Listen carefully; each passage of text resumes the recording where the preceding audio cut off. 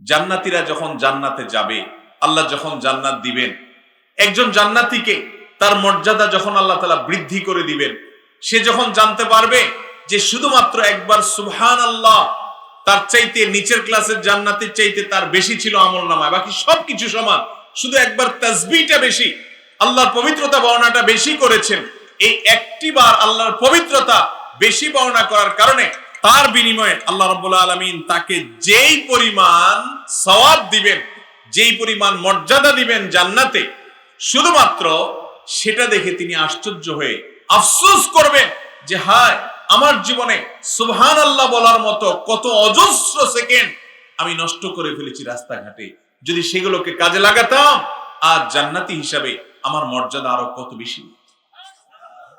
সময়ের হেফাজত করব তো ইনশাআল্লাহ। আল ওয়াক্তু আসমানু মিনাজ যাহাব, আরবিতে একটা কথা আছে ভাই, স্বর্ণের চাইতে যদি দামি কিছু আপনি খোঁজেন তো তার নাম হলো সময়। তার নাম কি রে ভাই? সময় চলে গেলে মানুষ এরপরে আফসোস করে, হতাশ হয়। সকাল থেকে রাত পর্যন্ত আমাদের জীবনের মূল কাজ, প্রধান কাজ, প্রয়োজনীয় কাজ কয়টা আমরা করি? যদি আমরা ক্যালকুলেটর নিয়ে বসি, খাতা কলম নিয়ে বসি, তাহলে দেখা যাবে যে 24 ঘন্টার মধ্যে প্রয়োজনীয় কাজের চাইতে অপ্রয়োজনীয় কাজ অনেক বেশি হয়েছে, কাজের চাইতে আকাজ বেশি হয়েছে।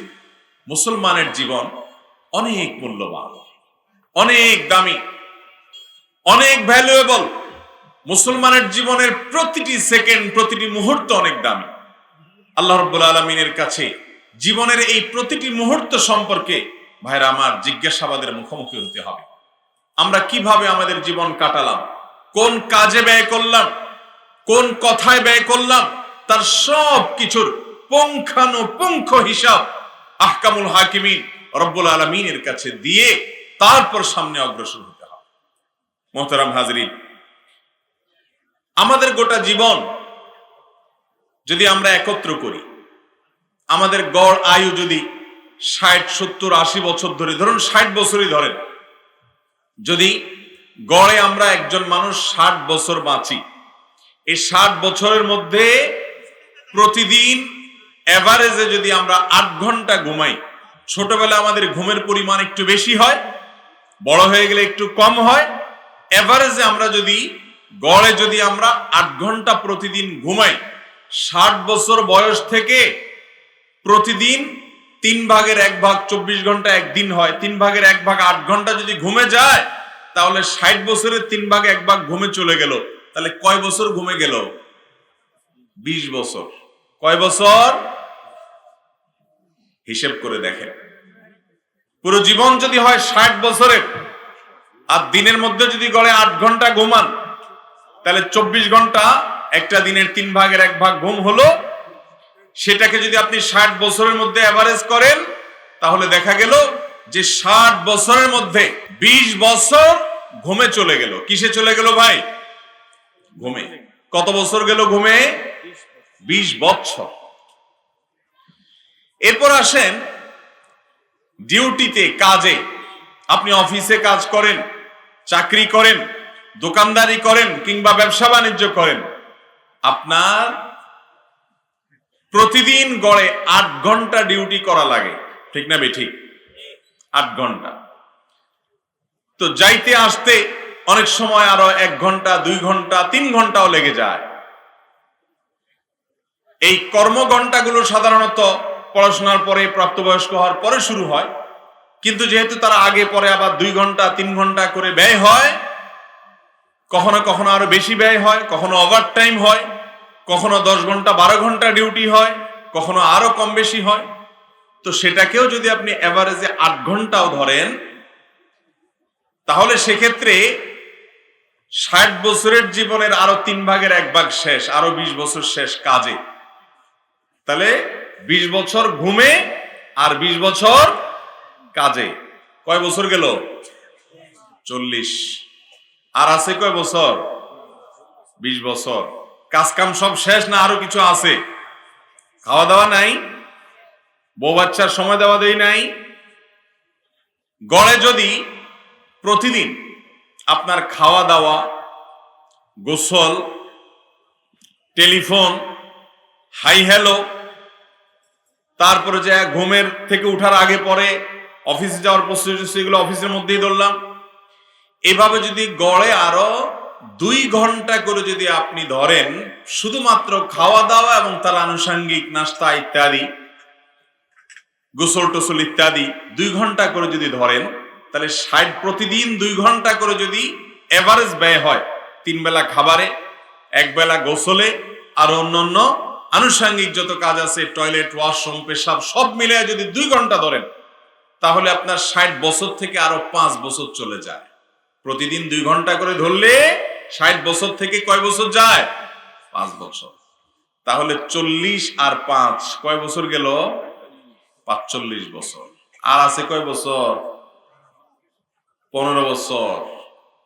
এই 15 বছরের মধ্যে আবার ফেসবুক, ইউটিউব, ইমো, হোয়াটসঅ্যাপ আর বন্ধু বান্ধবের আড্ডা, হাই হ্যালো, বিয়ে শাদীর দাওয়াত, যত রকমের আনুষঙ্গিক আরো যেসব আড্ডা ফাড্ডা আছে, এই সবগুলোর জন্য যদি এভারেজ 2 ঘন্টাও বরাদ্দ রাখেন, তাহলে দেখবেন আরো 5 বছর শেষ, বাকি থাকে 10 বছর।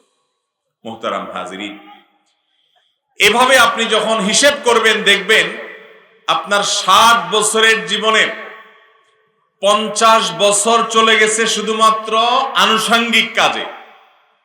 জীবন যে উদ্দেশ্যে আল্লাহ দিয়েছেন, যে আল্লাহর আনুগত্য, গোলামি এবং ইবাদতের জন্য দুনিয়াতে আল্লাহ পাঠিয়েছেন, 10 বছর সময় পুরো জীবন থেকে সেই আল্লাহকে আমরা নিবেদন করতে পারি না। এই জীবন নিয়ে যদি আপনি আল্লাহ রাব্বুল আলামিনের কাছে দাঁড়ান, উপস্থিত হন, মুহতারাম হাজিরিন, তো এই জীবন দিয়ে জান্নাতের আশা করা কত কঠিন, কত দুরূহ। আল্লাহ যদি জিজ্ঞাসা করেন, বান্দা তোমাকে 60 বছর জীবন দিলাম, তুমি আমার ইবাদত বন্দেগী, আমার গোলামি, আমার দাসত্ব, তোমার অনন্ত অসীম কালের জীবনের পুঁজি সংগ্রহের জন্য তুমি কি ব্যয় করেছো? দুনিয়াতে তুমি বাঁচবাই 60 বছর, 70 বছর, তোমার এই 60-70 বছর জীবন বাঁচার জন্য শুধুমাত্র 50 বছর বরাদ্দ করেছো। 50 বছরের পুরো লাইফ দিয়েছো শুধুমাত্র এই 60 বছর বাঁচার জন্য। অর্থাৎ তোমার 60 বছরের জন্য 50 বছর ইনভেস্ট করে ফেলেছো, আর অনন্ত অসীমকালের জীবনের জন্য বাকি যে 10 বছর আছে সেটাও কি বরাদ্দ করতে পেরেছো? ভাইরা আমার, আজ আমাদের বেশিরভাগ মানুষ আমাদের অহেতুক অনর্থক কাজ, অনর্থক আড্ডা আমাদের জীবন থেকে মূল্যবান সময়গুলোকে নিয়ে যাচ্ছে। আমাদের মুরব্বীদেরকে দেখবেন অনেককে চায়ের দোকানে আড্ডা মারেন। চায়ের দোকানে আড্ডা মারেন, এটা কি কোনো দরকারি কাজ না বেদরকারি কাজ? আপনি একটা দোকানে যান, কিছু লাগলে কিনে নিয়ে আসেন, এটা দরকারি কাজ। আপনার পরিবারের জন্য বাজার করে নিয়ে আসেন, দরকারি কাজ। আমাদের এই দেশে হাজার হাজার লক্ষ লক্ষ মানুষ এখনো আছে যারা বাজারে যায় শুধুমাত্র আড্ডা দেওয়ার জন্য, চা দোকানে যায় শুধু আড্ডা দেওয়ার জন্য। আছে না নাই? চা দোকানে কেন আসছে? সময় কাটাইতে। বাজারে গেছে কেন? সময় কাটাইতে। আপনাদের এলাকায় নাই এরকম লোক? বরং চা দোকান মানেই হলো আড্ডাখানা, বাজার মানেই হলো দরকারে যদি কেউ যায়, বেদরকারে তার চেয়ে বেশি যায়। দরকার যদি থাকে আধা ঘন্টা, থাকে 2 ঘন্টা। ঠিক না বেঠিক? ভাইরা আমার, আল্লাহ রাব্বুল আলামিনের কাছে কিয়ামতের ময়দানে প্রতিটা বিষয়ের হিসাব দিতে হবে। নবী করিম সাল্লাল্লাহু আলাইহি সাল্লাম বলেছেন, লা তাজুলু কদমা আবদিন ইয়াওমাল কিয়ামাতি হাত্তা ইউসআলা আন আরবা'। 4টি প্রশ্নের উত্তর দেয়া ছাড়া কিয়ামতের ময়দানে কোন মানুষের 2 পা নাড়াতে পারবে না। কয়টা প্রশ্ন উত্তর দেওয়া লাগবে? 4টা। নাম্বার 1, আন উমরিহি ফিমা আফনা। গোটা জীবনে তোমার অর্জন কি, আল্লাহর কাছে হিসাব দিতে হবে। তোমাকে যে এক বিশাল জীবন দেয়া হলো, এই পুরো জীবনে তুমি আমার কাছে কি নিয়ে এসেছো, আল্লাহ তাআলা জিজ্ঞাসা করবে। সেদিন আল্লাহর কাছে বলার মতো কি আছে? আল্লাহ, আমার জন্মের পর পড়ালেখা করে একটা চাকরি বাগাইছি, একটা ব্যবসা জোগাইছি, বিদেশে যাওয়ার একটা ব্যবস্থা করছি, বিয়ে শাদী করছি, 2-4টা ছেলে মেয়ে হয়েছে, একটা ঘর তুলছি, এরপর ছেলে মেয়ে বিয়ে দিছি, এরপরে বুড়ো হয়ে গেছি, এরপর দোকানে যে আড্ডা ফাড্ডা মারছি, তারপরে মরে কবরে চলে আসি, এই তো নিয়ে আসছি। এটা বললে আল্লাহর কাছে পার পাওয়া যাবে? এটা তো গরু ছাগলেও করে, এটা তো হাঁস মুরগিও করে, এটা তো পশু পাখিও করে, এটা তো অন্যান্য জীবজন্তুও করে। তোমাকে যে আশরাফুল মাখলুকাত বানানো হলো, তোমাকে যে বিবেকবান মানুষ করা হলো, তোমাকে যে আকলমন্দ করা হলো, তোমাকে যে আদম সন্তান করা হলো, তোমাকে যে সৃষ্টির সেরা করা হলো, তোমার জীবনের অর্জন অন্য 10টা পশু পাখির মতো, অন্য 10টা জীবজন্তুর মতো যদি হয়, তাহলে কেন তুমি জান্নাত আশা করছো? তারা কেন জান্নাত আশা করছে না? ঠিক না বেঠি? গরু ছাগল কি করে ভাই? ঘুম থেকে উঠার পর খাওয়া দাওয়ার জন্য অস্থির হয়ে যায়, একটু আদার জোগাড় করে নিজের জন্য, নিজের বাচ্চার জন্য, এরপর নিয়ে এসে গোয়াল ঘরে ঘুমায় যায়। হাঁস মুরগি তার খোয়াড়ে এসে ঘুমায় যায়, এরপর আবার দিন রাত কাটে, আবার সকাল উঠে খাওয়া দাওয়ার জন্য দৌড়াদৌড়ি করে। আপনার আমার জীবন যদি পশু পাখির মতো হয়, তাহলে পশু পাখির সাথে আমাদের পার্থক্যের জায়গাটা কোথায়? মুহতারাম হাজিরিন, একজন ইমানদার সেজন্য তার জীবনের প্রত্যেকটা কাজ করার আগে ভাববে যে আমার এই কাজ আখিরাতের কোনো পুঁজি সংগ্রহ করতে সহায়তা করবে কি করবে না। প্রত্যেকটা কাজ এখান থেকে হয় আমার মিজানে নেকামলে উঠানোর মতো আমল থাকবে। এই যে ওয়াজ মাহফিলে আসছেন, দুনিয়ার কোনো উদ্দেশ্য আছে এখানে? দুনিয়ার কোনো ধান্দা আছে? কোনো টাকা পয়সার টার্গেট আছে? কোনো সুবিধা আছে এখানে? এখানে আসছেন আল্লাহকে খুশি করার জন্য। ইনশাআল্লাহ এটা মিজানের পাল্লা নেকামল হিসাবে উঠবে। আপনি ফজরের নামাজ কালকে জামাতের সাথে পড়বেন, এটা আপনার মিজানের পাল্লা উঠবে। তো 4টি প্রশ্নের উত্তরের মধ্যে একটার উত্তর যদি রেডি করতে হয়, এভাবে হিসেব করে করে জীবনের প্রত্যেকটা পদক্ষেপ ফেলতে হবে। আপনি যদি আল্লাহর কাছে বলতে পারেন, আল্লাহ আপনি জিজ্ঞাসা করছেন জীবনে কি করে আসছি দুনিয়া থেকে, আমি তেমন কিছু পারি নাই, আল্লাহ 5 ওয়াক্ত নামাজ আমার জীবনে কখনো ছাড়ি নাই, এই একটা জিনিস নিয়ে আসছি, তাহলে এটা একটা অর্জন ইনশাআল্লাহ।